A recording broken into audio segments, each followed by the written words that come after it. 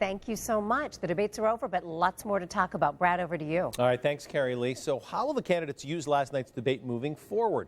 Our political analyst, Patrick Scully, joins us right now to break it all down. Patrick, good to see you as always. Good morning, Brad. We just heard that the polls overnight gave the president the edge last night. We know polls can be deceiving. So what does this showdown mean for the race as we've got 2 weeks now until Election Day?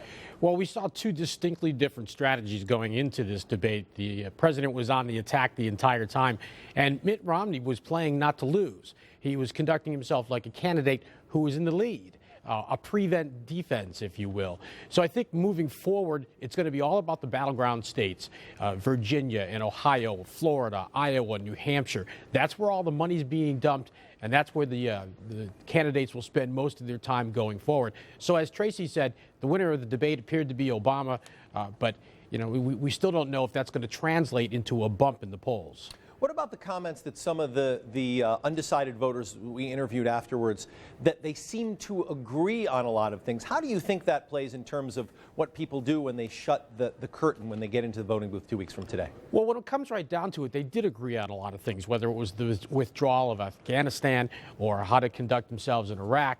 But I think it's all about who can be commander-in-chief. And Obama tried to show that Romney didn't have any experience in foreign policy. Romney, on the other hand, saw a bigger picture and brought it all back to the economy as they moved forward.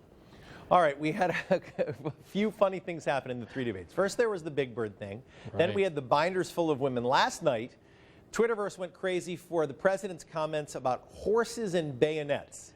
How important are these odd moments in terms of they become fodder for social media? Does it impact the race in any way, do you think, Patrick? Well, certainly social media is playing a big role now, people jumping all over that. Critics say that the president was a little condescending when it came to the horses and bayonets and saying, well, we have ships that go underwater, they're called submarines. So moving forward, I think the social media jumps on these things, but I'm not so sure it translates into anything at the polls. All right, Patrick Scully, as always, thanks so much for being with us this morning. We'll see you very soon. Stay with NBC Connecticut for continuing coverage.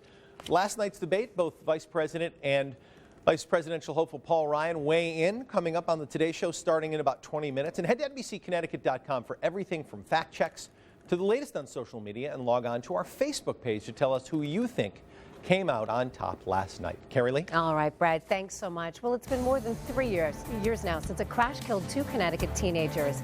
Today, the trial is set to begin for the former police officer who was behind the wheel. We'll tell you what jurors can expect during testimony. Plus, crooks are taking a whole new step when they steal your identity. We'll tell you why it's not just your information they're after.